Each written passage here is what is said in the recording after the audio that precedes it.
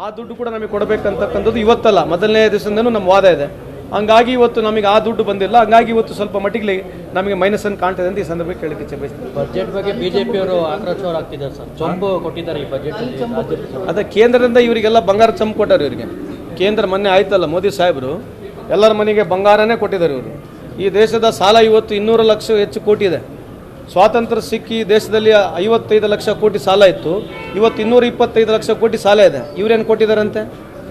ಇವರು ನಮಗೆಲ್ಲ ಚಂಬ ಅಂತ ಹೇಳ್ತಾರೆ. We are better if you see entire country. Karnataka is better, far better than other states. We are not trying to compare and say ನಾವು outstanding ಮಾಡಿದೀವಿ ಅಂತಲ್ಲ. Definitely because the larger programmes ಈ 50,000 ಕೋಟಿ 55,000 ಏನು ಕೋಟಿ ಕೊಡ್ತಾ ಇದ್ದೀವಿ, ಇದು ಡೆವಲಪ್ಮೆಂಟೇ. ಇದು why do they feel it's not development? It's minimum ದುಡ್ಡು ಕೊಡೋದ್ರಿಂದ ಜನರು ಆ ದುಡ್ಡನ್ನ ಮಾರ್ಕೆಟಿಗೆ ವಾಪಸ್ ತರ್ತಾ ಇದ್ದಾರೆ. ಇವತ್ತು 60,000 ಕೋಟಿ ಹೆಚ್ಚು ಕಮ್ಮಿ ನಾವೇನು ಕೊಡ್ತಾ ಇದ್ದೀವಿ ವರ್ಷ, ಅದರಿಂದನೂ ಗ್ರೋತ್ ಇದೆ. ಅದಕ್ಕೆ GST ಆಗಿರಲಿ, GDP ಆಗಿರಲಿ, ಪರ್ ಕ್ಯಾಪಿಟಲ್ ಇನ್ಕಮ್ ಆಗಿರಲಿ ಜಾಸ್ತಿ ಇದೆ. ಇವತ್ತು ಪರ್ ಕ್ಯಾಪಿಟಲ್ ಇನ್ಕಮ್ ಇವತ್ತು ಥ್ರೂಔಟ್ ಇಂಡಿಯಾದಲ್ಲಿ ಕರ್ನಾಟಕ ನಂಬರ್ 1 ಇರೋದು ಕಾರಣ ಏನು? ಮತ್ತು ಈ ಥರ ಪ್ರೋಗ್ರೆಸಿವ್ ಕಾರಣ, ಇದನ್ನೂ ಒಂದು ಡೆವಲಪ್ಮೆಂಟ್ ಇರೋದು. ಹ್ಯೂಮನ್ನಲ್ಲಿ ಮನುಷ್ಯನಿಗೆ ದುಡ್ಡೆಲ್ಲ ಖರ್ಚು ಮಾಡಲಿಕ್ಕೆ ಇವತ್ತು ಪರ್ ಕ್ಯಾಪಿಟಲ್ ಇನ್ಕಮ್ 2 ಲಕ್ಷನೇ ಮ್ಯಾಕ್ಸಿಮಮ್ ಇರೋದು ಈ ದೇಶದಲ್ಲಿ. ಅದು ಕರ್ನಾಟಕ ನಂಬರ್ 1 ಇದೆ. ಬೇರೆ ರಾಜ್ಯಗಳಲ್ಲಿ ಇವ್ರು ರಾಜ್ಯಗಳು ಇದಾರಲ್ಲ, UP, ಬಿಹಾರ್, ಏನು 25 ವರ್ಷದಿಂದ 30 ವರ್ಷ ಆಡಳಿತ ಮಾಡಿದಲ್ಲ, ಅಲ್ಲಿ ಪರ್ ಕ್ಯಾಪಿಟಲ್ ಇನ್ಕಮ್ ಎಷ್ಟಿದೆ ಅಂತ ಕೇಳಿ, 60,000 ರೂಪಾಯಿ ಇದೆ ಅಲ್ಲಿ ಪರ್ ಕ್ಯಾಪಿಟಲ್ ಇನ್ಕಮ್. ಸೊ ಹಂಗಾಗಿ ಇದನ್ನು ಕೂಡ ಒಂದು ಡೆವಲಪ್ಮೆಂಟ್ ಇದ್ದಂಗೆ. ಏನು ಯೂನಿವರ್ಸಲ್ ಮಿನಿಮಮ್ ಇನ್ಕಮ್ ಇರಬೇಕು ಮನುಷ್ಯರಿಗೆ. ನಾವೇನು 6,000 ರೂಪಾಯಿ 7,000 ರೂಪಾಯಿ ಆವರೇಜ್ ಕೊಡ್ತಾ ಇದ್ದೀವಿ. ಇದರಿಂದ ಕರ್ನಾಟಕದ ಗ್ರೋತಿಗೆ ಇದು ದೊಡ್ಡ ಕಾರಣ ಆಗಿದೆ ಅಂತ ಈ ಸಂದರ್ಭ ಕೇಳಲಿಕ್ಕೆ ಇಚ್ಛೆ ಬಯಸ್ತೀನಿ. ಕಳೆದ 5 ತಿಂಗಳಿಂದ ಗ್ಯಾರಂಟಿ ಕೊಟ್ಟಿಲ್ಲ, ನೀವೇನೋ ಅನುದಾನ ಬಿಡುಗಡೆ ಮಾಡಿಲ್ಲ. ಮಹಿಳಾ ಮತ್ತು ಮಕ್ಕಳ ಕಲ್ಯಾಣ ಇಲಾಖೆ ಹಿಂದೆ 3 ತಿಂಗಳು ಆಹಾರ ಇಲಾಖೆ ಬಿಡುಗಡೆ ಮಾಡಿಲ್ಲ. ನೀವು ಹಿಂದಿನ 6 ತಿಂಗಳು ಬಾಕಿ ಉಳಿಸ್ಕೊಂಡು ಮತ್ತೆ ನಾವು ಗ್ಯಾರಂಟಿ ಕೊಡೋ ಮೂಲಕ ಜನರ ಆರ್ಥಿಕ ಸುಧಾರಣೆ ಆಗುತ್ತೆ. ಎಲ್ಲಿ ಸುಧಾರಣೆ ಆಗ್ತದೆ? 24-28 ತಿಂಗಳಲ್ಲಿ 2-3 ತಿಂಗಳ ಕೊಟ್ಟಿರಲಿಕ್ಕಿಲ್ಲ, ಮುಂದೆ ಕೊಡ್ತೀವಿ. ಆದರೆ ಇವ್ರು ಭಾಷಣ ಹೊಡೆದ್ರೆ 15 ಲಕ್ಷ ರೂಪಾಯಿ ತಂದು ಕೊಡ್ತೀವಿ ಅಂತ ಹೇಳಿ ಇವ್ರು ಯಾರು ಕೇಳಂಗಿಲ್ಲ. ಇವರಿಗೆ ನಾವು ಅಟ್ಲೀಸ್ಟ್ ಏನು ಕಮೆಂಟ್ ಮಾಡಿದ್ದೀವಿ, ಏನು ಮಾತು ಕೊಟ್ಟಿದ್ದೀವಿ, ಅದಕ್ಕೆ ಹತ್ರಕ್ಕೆ ಇದ್ದೀವಿ. ಆಗಿರ್ಬೋದು ಒಂದು 3-4 ತಿಂಗಳ ಕಮ್ಮಿ ಜಾಸ್ತಿ ಆಗಿರ್ಬೋದು, ಕೊಡ್ತೀವಿ, ಇಲ್ಲಿ ಹೋಗೋದಿಲ್ಲ. ಇವ್ರು 15 ಲಕ್ಷ ರೂಪಾಯಿ ಕೊಡ್ತೀವಿ ಅಂತ ಹೇಳಿದ್ರು. ಕಪ್ಪಣ ಹೊರಗಿರ್ತಕ್ಕಂಥ ವಾಪಸ್ ತರ್ತೀವಿ ಅಂತ ಹೇಳಿದ್ರು. ಇವತ್ತು ಸ್ವಿಸ್ ಬ್ಯಾಂಕ್ನಲ್ಲಿ ಮೊದಲು 12,000 ಕೋಟಿ ಇದ್ರೆ ಇವತ್ತು 36,000 ಕೋಟಿ ಇದೆ. ಇದ್ರ ಬಗ್ಗೆ ಯಾರು ಕೇಳಂಗಿಲ್ಲ. 2,000 ರೂಪಾಯಿ ನೋಟ್ ಬಗ್ಗೆ ಯಾರು ಕೇಳಂಗಿಲ್ಲ. 500 ರೂಪಾಯಿ ನೋಟ್ಗಳು ಇವತ್ತು 85% ಸರ್ಕ್ಯುಲೇಷನ್ ಆಗಿಲ್ಲ. ಇದ್ರ ಬಗ್ಗೆ ಯಾರು ಕೇಳಂಗಿಲ್ಲ. ಇವ್ರೇನು ಮಾಡ್ತಾ ಇದ್ದಾರೆ, ಇಡೀ ಪ್ರಪಂಚಕ್ಕೆ ಇವರೇ ಒಂದು ದೊಡ್ಡ ವಿಶ್ವಗುರು, ಡಮ್ಮಿ ವಿಶ್ವಗುರು ಇವರು. ಇವರೇ ಒಂದು ದೊಡ್ಡದೊಂದು ಸುಮ್ಮನೆ ಒಂದು ಪೋಟ್ರೆ ಮಾಡ್ಕೊಂಡು ದಿನಾ ಬೆಳಿಗ್ಗೆ ಎದ್ರೆ ಬೆಳಿಗ್ಗೆ ಅಲ್ಲಿ ಬೇರೆ ದೇಶದಲ್ಲಿ ವಾರ್ ನಡೀತಿದ್ರೆ ಇವರೇ ಫೋನ್ ಮಾಡಿ ಎಲ್ಲ ವಾರ್ ಇವರೇ ಸೆಟ್ ಮಾಡಿಕೊಡ್ತಾ ಇದ್ದಾರೆ.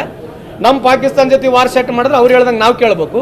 ಈಗ ಬೇರೆ ದೇಶದಲ್ಲಿ ವಾರ್ ಸೆಟ್ ಮಾಡಿದ್ರೆ ಇವರೇ ಫೋನ್ ಮಾಡಿ ಎಲ್ಲರೂ ಹೇಳ್ತಾ ಇದ್ದಾರೆ ಹೆಂಗೆ ಮಾಡಬೇಕು ವಾರು, ಹೆಂಗಿಲ್ಲ ಅಂತಕ್ಕಂಥದ್ದು ಟಿವಿಯಲ್ಲಿ ತೋರಿಸೋದು, ಜನಕ್ಕೆ ತೋರಿಸೋದು ಅಷ್ಟೇ. ಇದು ಬಿಟ್ಟರೆ ಇವ್ರ ಸಾಧನೆ ಏನಿದೆ? What is their contribution? What is their today last 11 years? What is the central government contribution for the common man? ಇಲ್ಲಿ ಇವತ್ತು 1% of Indian population is having 40% of wealth. Last time 4,9 lakh ಕೋಟಿಯ ಬಜೆಟ್ ಮಾಡಿದೆ. ಈ ಬಾರಿ 4,09,000 ಕೋಟಿ, 4,09,000 ಕೋಟಿ ಕಳೆದ ವರ್ಷ. ಲಾಸ್ಟ್ ಈ ವರ್ಷ 4.48 ಇನ್ಫ್ಲೇಟೆಡ್ ಫಿಗರ್ ಅಂತ ಯಾಕೆ ಅನ್ಸುತ್ತೆ ಅಂತಂದ್ರೆ, ಲಾಸ್ಟ್ ಇಯರ್ ಇದ್ದು 4.9 ಲಕ್ಷ ಕೋಟಿ ಮಾಡಿರೋದು ಅದನ್ನ ಡೌನ್ ಗ್ರೇಡ್ ಮಾಡಿ 3.95 ಲಕ್ಷದ 350 ಡೌನ್ ಸೈಜ್ ಮಾಡಿದ್ರು. ಸೊ ಇದು ಇನ್ಫ್ಲೇಟೆಡ್ ಅಂತ ಅನ್ಸುತ್ತೆ. ಏನಾಗುತ್ತೆ ಗಾತ್ರ ಏನು ನಾವು ತೋರಿಸ್ತೀವಿ, ಕೆಲವು ಸಂದರ್ಭದಲ್ಲಿ ಅಚೀವ್ ಮಾಡಲಿಕ್ಕಿಲ್ಲ. ಅದೇನು ನೀವು ಎಷ್ಟಿದೆ ಗಾತ್ರ? ಸುಮಾರು 10,000-15,000 ಕೋಟಿ ಗಾತ್ರ. ಅದಕ್ಕೆ ನಾವು ಹೇಳಿದ್ವಿ, ಜಸ್ಟಿಫಿಕೇಶನ್ ಕೊಟ್ಟಿದ್ದೀವಲ್ಲ. So justification is every time ನಾವೇನು ಬಡ್ಜೆಟ್ನ ಕೊಡ್ತೀವಿ ಅದನ್ನ ಅಚೀವ್ ಮಾಡಲಿದ್ರೆ ಇನ್ಫ್ಲೇಟೆಡ್ ಏನು ಭಾಳ ದೊಡ್ಡ ಪ್ರಮಾಣದಲ್ಲಿ ಇನ್ಫ್ಲೇಷನ್ ಕಾರಣ ಸಡನ್ನಾಗಿ ಕಮ್ಮಿ ಆಗಿರ್ತಕ್ಕಂಥ. ನಾನು ಇದ್ರ ಬಗ್ಗೆ ಸಂಪೂರ್ಣ ನಾನು ಮಾತಾಡೋಕ್ಕಾಗೋದಿಲ್ಲ. ಯಾಕಂದರೆ ಮುಖ್ಯಮಂತ್ರಿಯವರು ಫೈನಾನ್ಸ್ ಮಿನಿಸ್ಟರ್ದಿಂದ ಜಾಸ್ತಿ ಅವರು ನಿಮಗೆ ಅದ್ರ ಬಗ್ಗೆ ಮಾಹಿತಿ ಕೊಡ್ತಾರೆ, ಸ್ಪಷ್ಟೀಕರಣ ಕೂಡ ಅವ್ರು ಕೊಡ್ತಾರೆ ನಿಮಗೆ. ಸರ್, ಗ್ಯಾರಂಟಿಗಳು ಹೊರೆ ಆಗಿದೆಯಾ?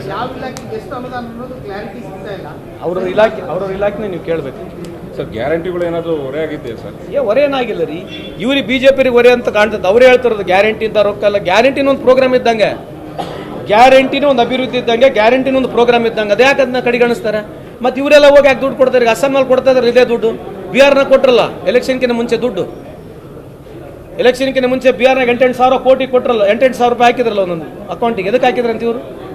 ಭಾಳ ಡೆವಲಪ್ಮೆಂಟ್ ಅದು ಎಲೆಕ್ಷನ್ಕಿಂತ 3-4 ತಿಂಗಳ ಮುಂಚೆ ಇಂಥ ಒಂದು ದುಡ್ಡು ಮಾಡಿ ಓಟ್ಗಳು ತೊಗೊಂಡ್ರಲ್ಲ.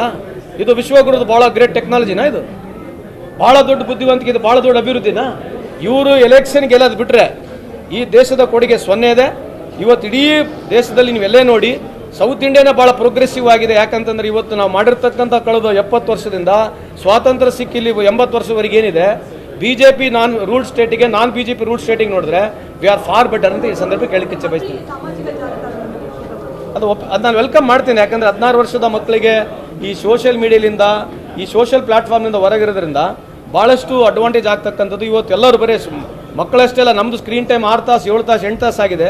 ಇದರಿಂದ ಸೈಡ್ ಎಫೆಕ್ಟ್ಸ್ಗಳು ಭಾಳ ಇದೆ ಇರತಕ್ಕಂಥ ವರದಿ ಇದೆ. ಇದು ಮೊದಲನೇ ಬಾರಿಗೆ ಆಸ್ಟ್ರೇಲಿಯಾ ಪ್ರಾರಂಭ ಮಾಡಿತ್ತು.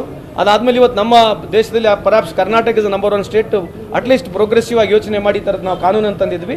ಇದಕ್ಕೆ ಸಾರ್ವಜನಿಕರು ಕೂಡ ಇದನ್ನು ಭಾಳ ಪಾಸಿಟಿವ್ ಆಗಿ ಇದನ್ನ ಇಂಪ್ಲಿಮೆಂಟ್ ಮಾಡ್ಕೋಬೇಕು. ಇದನ್ನು ಮಾಡಿದರೆ ನಿಮಗೆ ನಮ್ಮ ಸಮಾಜಕ್ಕೆ ನಿಮ್ಮ ಮಕ್ಕಳು ಕೂಡ ಅನುಕೂಲ ಆಗುತ್ತೆ ಅಂತ ಈ ಸಂದರ್ಭಕ್ಕೆ ಹೇಳಕ್ಕೆ ಇಚ್ಛೆ ಬಯಸ್ತೀನಿ. ಸರ್, BJP ಒಂದು ಆರೋಪವನ್ನು ಮಾಡ್ತಿರುವಂಥದ್ದು ಅಲ್ಪಸಂಖ್ಯಾತರ ಓಲೈಕೆ ಬಜೆಟ್, ಬ್ರದರ್ಸ್ ಬಜೆಟ್ ಅಂತ ಟ್ವೀಟ್ ಮಾಡಿದ್ದಾರೆ. ಏನಂತ ಅಲ್ಪಸಂಖ್ಯಾತರ ಓಲೈಕೆ ಬಜೆಟ್ ಇವತ್ತು LIC ದುಡ್ಡು ಬೇರೆ ಅದಾನಿಗೆ ಅಂಬಾನಿ ಕೊಟ್ಟರೆ ಇದು ಯಾರು ಹೋಲಿಕೆ ಮಾಡ್ತಿದಾರಂತೆ? ಇವರಿಗೆ ಅದೇ ಮೈನಾರಿಟೀಸು ಬೆಳಗ್ಗಿನಿಂದ ಸಾಯಂಕಾಲವರೆಗೆ ಇವರು ಒಂದು ಮುಸಲ್ಮಾನರ ಹೆಸರು ಹೇಳಾರಂಗೆ, ಬಾಂಗ್ಲಾದೇಶ ಹೆಸರು ಹೇಳಾರಂಗೆ, ಪಾಕಿಸ್ತಾನ ಹೆಸರು ಹೇಳಾರಂಗೆ ಇವ್ರಿಗೆ ಬೆಳೆನೇ ಬೇಯೋದಿಲ್ಲ. ಯಾವಾಗಲೂ ಅಷ್ಟೇ ನಮ್ಮ ಬಜೆಟ್ಗಳು ಬರೀ ಮೈನಾರಿಟೀಸ್ ಬಜೆಟೇ ಇರ್ತವೆ ಇವರಿಗೆ. ಇವ್ರು ಹೇಳೋದು ಬೆಳಗ್ಗಿನ ಸಾಯಂಕಾಲವರೆಗೆ ಇದೆ, ಇನ್ನು ಏನು ಹುಡುಕೋದು ಇವ್ರ ಬಜೆಟ್ನಾಗ ಏನಿದೆ ಅಂತ. ಇವ್ರ ಬಜೆಟ್ ಬಗ್ಗೆ ನಾನು ಮಾತಾಡ್ತಂತ ಕೇಂದ್ರದ ಬಜೆಟ್ ಬಗ್ಗೆ ಎಲ್ಲ ಗ್ರೇಟ್ ಇವ್ರ ಬಜೆಟು. ಏನೋ ಒಂದು ಹುಡುಕ್ಬೇಕನ್ನೋ ಒಂದು ಹೇಳ್ಬೇಕು, ಅದು ಬಿಟ್ಟರೆ ಬೇರೆ ಇದೆ. ಹೆಂಗೆ how it is out they are defining it on what ಕಾಸ್,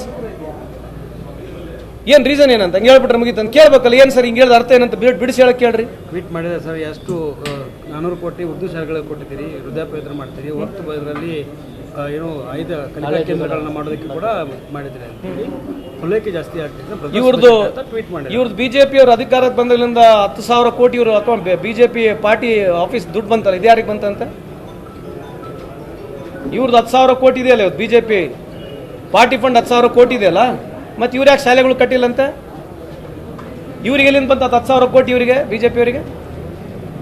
ಯಾರು ಇವತ್ತು ಈ ದೇಶದಲ್ಲಿ ಬೀಫ್ ಎಕ್ಸ್ಪೋರ್ಟ್ ಮಾಡ್ತಾರೆ, ಗೋಹತ್ಯೆ ಮಾಡಿ ಬೀಫ್ ಎಕ್ಸ್ಪೋರ್ಟ್ ಮಾಡ್ತಾ ಇದ್ದಾರೆ, ಅವರಿಂದಲೇ 30 ಕೋಟಿ ಚಂದ ತೊಗೊಂಡಾರೆ ಇವರು. ಇದ್ರ ಬಗ್ಗೆ ಏನು ಮಾತನಾಡ್ತಾರಂತ? ಇದ್ರ ಬಗ್ಗೆ ದಯಮಾಡಿ BJP ಅವ್ರು ಕೇಳಿ. 30 ಕೋಟಿ ರೂಪಾಯಿ ಚಂದ ತೊಗೊಂಡಿದ್ದಾರೆ, ಬೀಫ್ ಎಕ್ಸ್ಪೋರ್ಟ್ ಮಾಡೋ ಕಂಪ್ನಿಯಿಂದನೇ 30 ಕೋಟಿ ಚಂದ ತೊಗೊಂಡಿದ್ದಾರೆ, ಆಫೀಸ್ಗಳು ಕಟ್ಟಿದ್ದಾರೆ. ಇವತ್ತೇನು ಈ ದೇಶದಲ್ಲಿ ಗೋಹತ್ಯೆ ಆಗಿ ಎಕ್ಸ್ಪೋರ್ಟ್ ಆಗ್ತಕ್ಕಂಥ ಆ ಕಂಪ್ನಿಗಳಿಂದ ದುಡ್ಡು ತೊಗೊಂಡು ಇವತ್ತು BJP ಆಫೀಸ್ ಕಟ್ಟಿ ಇವತ್ತು BJP ಅವರ ಅಕೌಂಟ್ನಲ್ಲಿ BJPಯ ಟೋಟಲ್ ಪಾರ್ಟಿ ಅಕೌಂಟ್ನಲ್ಲಿ 10,000 ಕೋಟಿ ಇದೆ. ಇದ್ರ ಬಗ್ಗೆ ಕೇಳಿ, 10,000 ಕೋಟಿ ಎಲ್ಲಿ ಬಂತದ್ದು ಕೇಳಿ.